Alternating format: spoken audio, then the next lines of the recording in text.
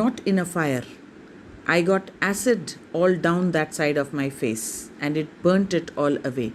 Now, when Mr. Lamb guesses that probably he was burnt in a fire, he corrects him and says that it was not fire, but it was acid that burnt one side of his face. It ate my face up. Here he means the acid ate up his face, destroyed his face, burnt his face. It ate me up, and the burnt face ate him up. That is, destroyed his personality. And now it's like this, and it won't ever be any different. And what was the main problem? That it was burnt and it will never be cured. It is going to remain like that forever. Mr. Lamb, no. Dairy, aren't you interested? Now Dairy asks him, aren't you interested, Mr. Lamb? You're a boy who came into the garden. Plenty do. I'm interested in anybody, anything. There's nothing God made that doesn't interest me. Look over there, over beside the far wall. What can you see? Now, when he was telling his story, the incident which burnt his face, he asks Mr. Lamb that now you're not interested in me? But to that, Mr. Lamb says, you're a boy who came into the garden and plenty other children do. I'm interested in anybody, anything. I'm interested in everything that God has made. And then he points out to one side of the wall and says, look over there beside the far wall. What can you see? Dairy, rubbish. Mr. Lamb, rubbish? Look, boy, look. What do you see? Dairy, just grass and stuff, weeds. Mr. Lamb, some call them weeds, if you like. Then a weed garden, that. There's fruit and there are flowers and trees and herbs, all sorts. But over there, weeds. I grow weeds there. Why is one green growing plant called a weed and another flower? Where's the difference? It's all life, growing, same as you and me. Now to this, Mr. Lamb says that he was interested in everything that God has made. And he points out to one side of his garden where he had grown weeds. Weeds are plants which are generally pulled out from the garden because they grow on their own. Nobody plants them. They just grow. And they are unwanted plants. So they are generally plucked off and thrown away. But here, Mr. Lamb used to grow weeds in one side. So he tells Dairy that he was interested in all sorts of life. He questions him that why does a plant which is as green as the other plants called a weed and treated as if it is not wanted? So he likes everything that God has made, and so he grows even weeds. Dairy, we are not the same. He says that, see, there is no difference, same as you and me. Dairy says, we are not the same. Mr. Lamb, I am old, you are young. You've got a burnt face, I've got a tin leg. Not important. You're standing there, I'm sitting here. Where's the difference? Dairy, why have you got a tin leg? Now, he tries to equate himself with Dairy. He says, what is the difference? I'm old, you're young. You have a burnt face, I have a tin leg. It's not important. You are standing there, I'm sitting here. So, both are living, both are existing, both have a life to lead. Dairy, he says, why do you have a tin leg? Mr. Lamb, real one got blown off years back. Lamey lamb, some kids say. Haven't you heard them? You will.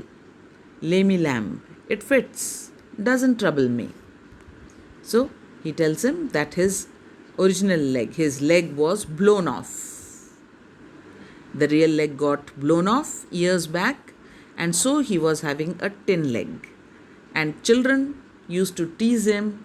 They used to call him Lamey lamb.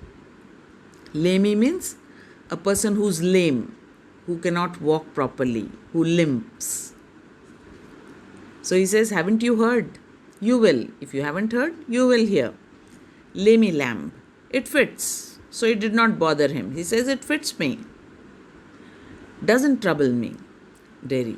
But you can put on trousers and cover it up, and no one sees. They don't have to notice and stare. Now see, children don't like to be stared at. So now he says that if you have a tin leg, you can wear trousers over it. So no one will know that you have a tin leg, and they will not notice and they will not stare at you also. Mr. Lamb. Some do, some don't. They get tired of it in the end. There's plenty of other things to stare at. Now Mr. Lamb, he's a mature person. He's worldly wise also. So he says that some people do stare, some don't. And after some time they get tired. Those who stare also, they get tired of it, because there are so many other things in this world to look at. So they look at those things. Dairy. Like my face. Mr. Lamb. Like crab apples, or the weeds, or a spider climbing up a silken ladder, or my tall sunflowers. So Mr. Lamb says, like crab apples. Crab apples are actually the varieties wild apples, of wild apples. He says that people stare at that. There are weeds, there is a spider climbing on a silken ladder, or my tall sunflowers.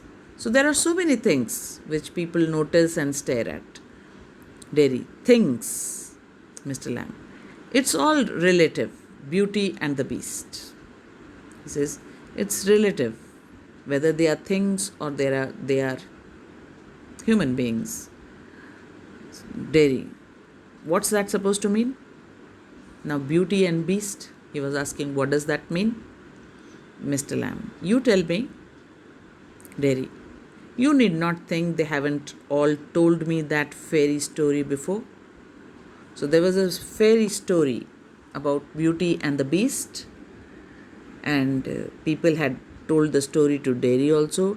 They must have tried to console him by telling the story. So now he says that you don't think that people have not already told me this fairy story. It's not what you look like, it's what you are inside. Handsome is as handsome does.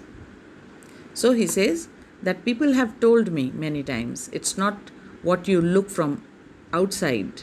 What matters is what you are inside. So a person is handsome if his deeds are handsome. If his deeds are good, only then he is good. Beauty loved the monstrous beast for himself.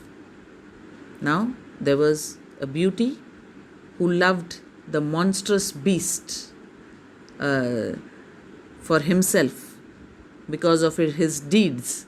And when she kissed him, he changed into a handsome prince. The beast changed into a handsome prince when she kissed him. Only he won't. Only he wouldn't. He'd have stayed a monstrous beast. I won't change. So through this, Dairy said that when Beauty kissed the monstrous beast, he changed into a handsome prince. So that change will never come upon him. Mr. Lamb. In that way, no, you won't. So Mr. Lamb also says that apparently, physically like that, it will not. Dairy. And no one will kiss me ever.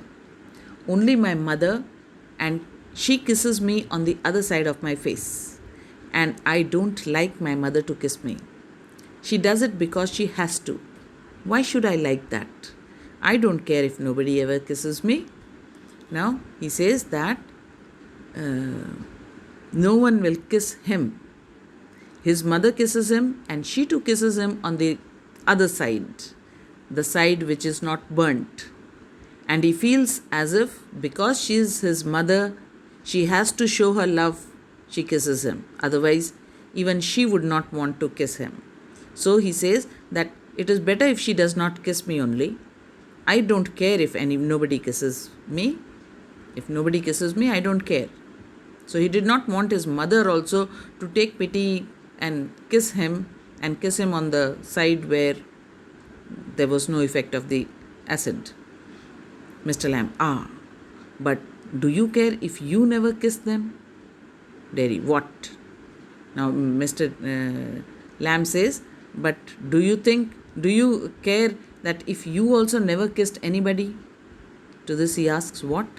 Mr. Lamb, girls, pretty girls, long hair and large eyes, people you love.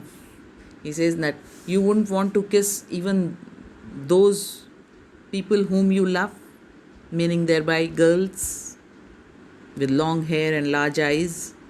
Dairy, who'd let me? Not one. So he says, who will let me kiss? No one will let me kiss her.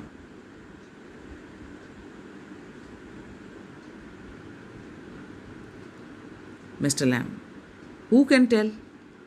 Dairy, I won't ever look different. When I'm as old as you, I'll look the same. I'll still only have half a face. So he says that when I grow young, when I grow up like you, my face is not going to change. It is still going to remain the same. It is going to remain as ugly as it is now. Mr. Lamb, so you will, but the world won't. The world's got a whole face, and the world's there to be looked at. He says, yes, you will have a half face, but the world won't. And the world has a whole face. It has a full face, and there are many things in the world to look at.